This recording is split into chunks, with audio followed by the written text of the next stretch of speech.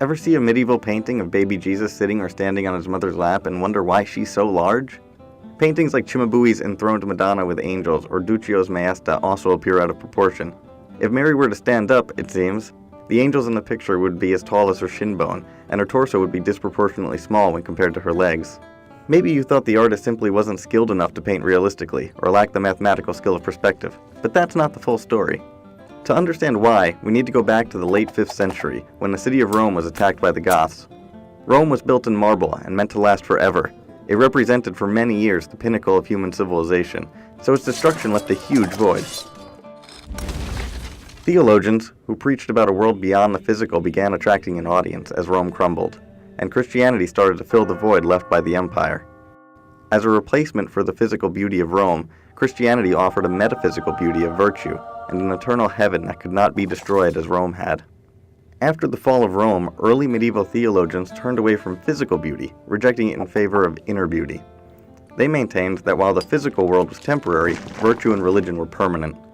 Beautiful objects could lead to a misguided worship of the object rather than a worship of goodness. It is said that the early 6th century preacher Saint Benedict, upon thinking of a beautiful woman, threw himself into a thorn patch, and through his suffering regained his focus on spiritual beauty. He feared his desire for the beautiful woman would distract him from his desire to love God. As European civilization transitioned away from empires and towards religion, monasteries became the gatekeepers of knowledge, which meant that classical books that praised physical pleasures were not copied or protected. Without protection, they became the victims of natural decay, fire, flooding, or pests. And without the help of monks transcribing new copies, these texts and the philosophies they carried disappeared in Western Europe and were replaced by the works of people like Saint Benedict.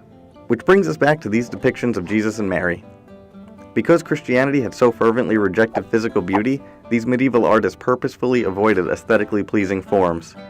At first, decorations for churches or palaces were limited to interesting geometric patterns, which could be pleasing without inspiring sinful thoughts of physical pleasure. As the medieval period progressed, depictions of Jesus and Mary were tolerated, but the artist clearly made an effort to veil Mary and give her disproportionately large legs with those enormous shin bones.